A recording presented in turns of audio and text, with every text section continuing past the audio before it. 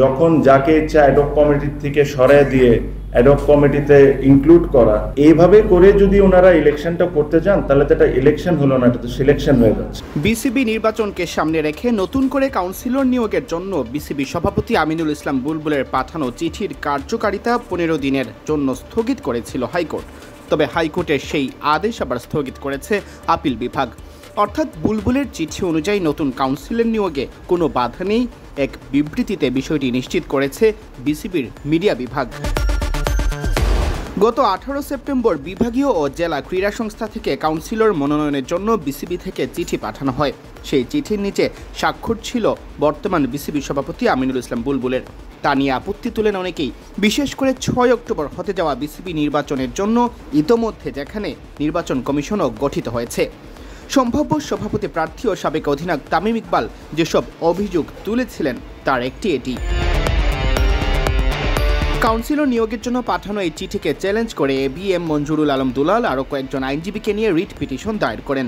এতে উচ্চ আদালত থেকে বিসিবির চিঠির কার্যকারিতার উপর 15 দিনের অকার্যকারিতার নির্দেশ দেওয়া হয়। তবে সরকারের আপিলের প্রেক্ষিতে আপিল বিভাগ হাইকোর্টের সেই সিদ্ধান্তকে স্থগিতাদেশ দিয়েছে। বিসিবি নির্বাচনে সরকারের সহায়তা পাচ্ছেন বর্তমান সভাপতি আমিনুল ইসলাম বুলবুল, এই অভিযোগ করেছেন তামিম ইকবাল। 21 সেপ্টেম্বর বিএনপি নেতা ইশরাক হোসেন সহ এক সংবাদ সম্মেলনে তিনি এ নিয়ে ক্ষোভ প্রকাশ করেন। এ সময় ইশরাক সরকারি হস্তক্ষেপ বন্ধ না হলে বিসিবি ঘেরাও করার ব্যাপারে হুঁশিয়ারি জানান। কয়েকদিন আগে আমার সাথে স্পোর্টস অ্যাডভাইজার, ওনার সাথে দেখা হয়েছিল। তো তখন তাকে আমি একটা কথা বলেছিলাম যে ভাইয়া, আমি কোনো কিছু আপনার থেকে চাই না, আমি একটা জিনিসই চাই, যেটা হলো একটা ফেয়ার ইলেকশন হোক। আমি এর চেয়ে বেশি তার কাছে কোনো কিছু দাবিও করি নাই, চাইব না।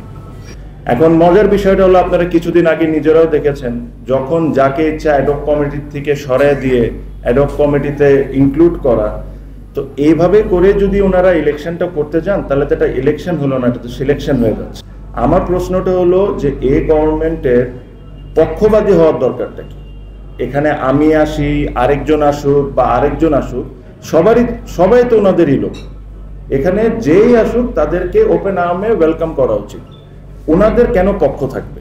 স্পোর্টস অ্যাডভাইজারের বা কেন পক্ষ থাকবে? এটা ভেরি এভিডেন্ট। আমাদের বিসিবি প্রেসিডেন্টই বলেছেন, যদি স্পোর্টস অ্যাডভাইজার চান তাহলেই উনি ইলেকশন করবেন। তো এই কথাটা তো আমার কথা না, এটা কথাটা ওনার কথা।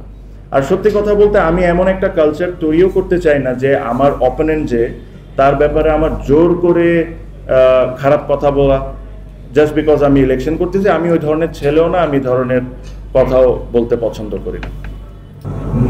প্রয়োজন হলে আমরা প্রথমে আইনি পদক্ষেপ নিব, এটা আমাদের প্রথম পদক্ষেপ। দ্বিতীয় পদক্ষেপ যদি তাতেও কাজ না হয় এবং তারা যেভাবে রাজনৈতিকভাবে হস্তক্ষেপ করতে চাচ্ছে, বর্তমান সরকারকে আমরা যতই বলি অরাজনৈতিক, আসলে কিন্তু তারা অরাজনৈতিক নয়, এটা আপনারাও সকলে বুঝেন। তারা যদি সেই লাইনে আগায় তাহলে সেটার জন্য আমরা প্রয়োজন বোধে আমরা বিসিবি কেন আরো কোথাও যদি ঘেরাও দিতে হয় সেটাও ঘেরাও দিতে চাই আমরা, এটা আমি বলতে চাই।